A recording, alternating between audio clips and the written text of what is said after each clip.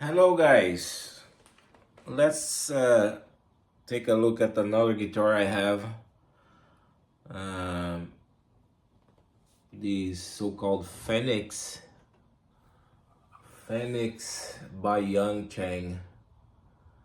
I think it's made in Korea. I don't know from what year it is. I bought it secondhand, and the previous owner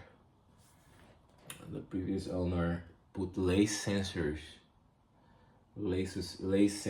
pickups on this guitar, uh, and they did something that I liked a lot, which is he hard-tailed it. So the guitar is hard-tailed, so there is no instability in the tremolo.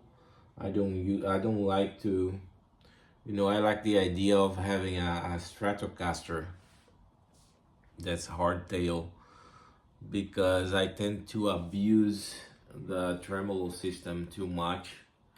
So, and I think sometimes you tend to, you know, you lose focus of what you're supposed to convey in a song when you have that option of using the whammy bar, the tremolo system.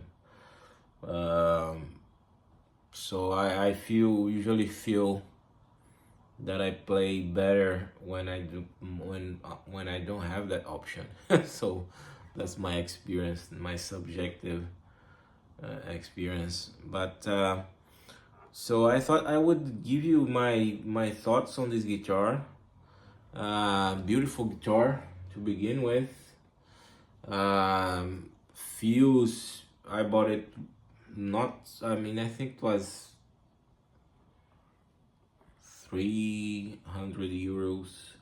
I think I overpaid for it because I later saw some similar guitars, the same brand, for less than that. But I paid a little bit extra, I guess, for the pickups, because these pickups, they cost some money as well, and they sound great, I must say. But the guitar itself, it doesn't feel like a cheap guitar, I have to say. It's a guitar that, I have had. Maybe you can see my channel. I have had some expensive guitars, Fenders and Les Pauls. Not so many Les Pauls, because I think Gibson has done really badly. I mean, my experience with Gibson has been really horrible, and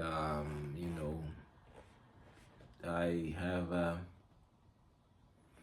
I have matured so much as a musician that I don't think that paying 3 grand for a guitar, that you should pay 3 grand for a guitar that you have to send to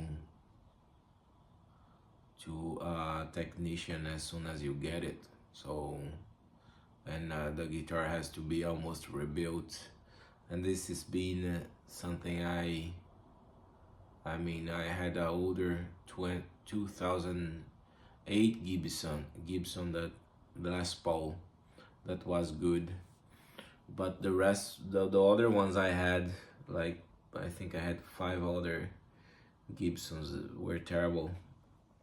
And they, even when they came, when they arrived well set up and all of that, they felt like I felt like I was playing with a toy. I did not feel like a real instrument. So something to keep in mind, and something I learned the hard way, the hard, expensive way. So this guitar feels like really like a real expensive guitar, I would say. I don't know if it's because, I mean, it's because it's being played before, and feels good, comfortable. But you know, the frets are so nice.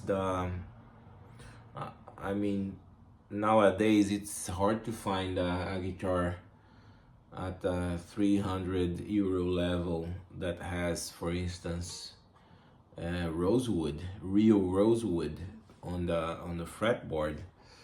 You know, uh, at least this guitar is a bit, I would say, a bit heavier than most of the Squires as I played. I think I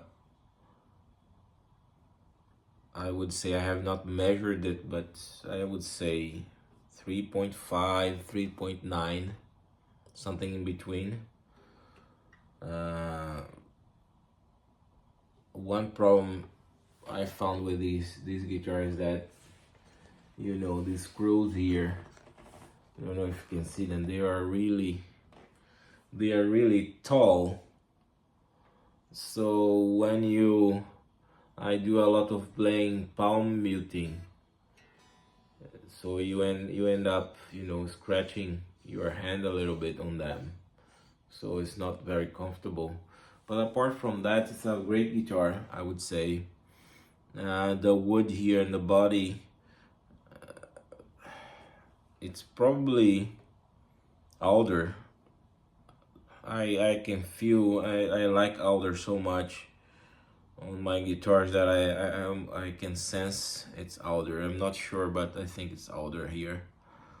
And I'm so used to have alder in my guitars that I can almost guess already what kind of wood it is. But apart from that, yeah, great guitar. I recommend it, and I think this guitar, if you find them, one of these guitars, I think they are way better than Squires. I think they may be on the same level as the classic vibe Squires, but I think they are better than even the classic vibe Squires, in the sense that the wood is better.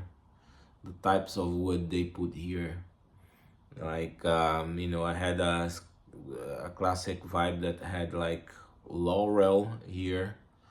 I mean, for me, I prefer rosewood or ebony. If you don't, I mean, the guitar doesn't have that kind of wood, or a maple.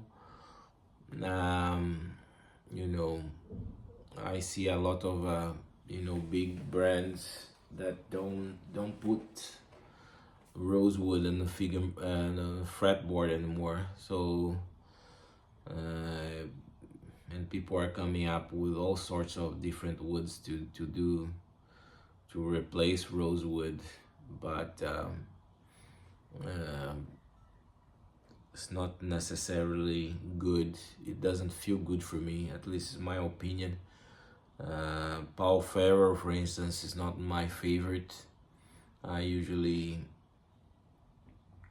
played on Paul Ferro Stratocaster, Mexican made Stratocaster, and it was not very good. You know, something about it did not feel right. So yeah, so this is the Fenix, and I intend to keep this guitar. I will try to address the issues here with the screws, but I think it's a great guitar, worth testing if you're searching for a good Stratocaster that doesn't cost a lot of money on the used market. And yeah, and you want a Stratocaster that is better than the Squires out there.